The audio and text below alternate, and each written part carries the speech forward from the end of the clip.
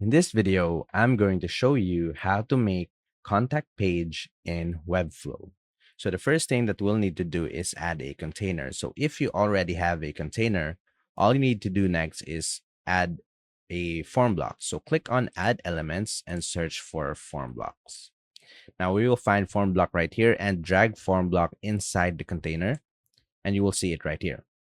Now let's add a few different fields. So let's just copy the email address and paste it under text field. And let's change the email address to contacts. Now, next thing that we will be doing is click on the text field and also copy it using your keyboard. Just Control and C on your keyboard and paste it under contacts. So you will have our text field under contacts.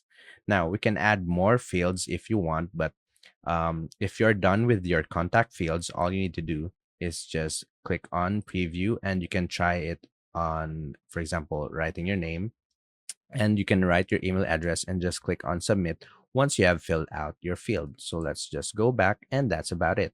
That's how to make contact page in Webflow. If you have any questions, please let me know down in the comments and I'll do my best to help you out.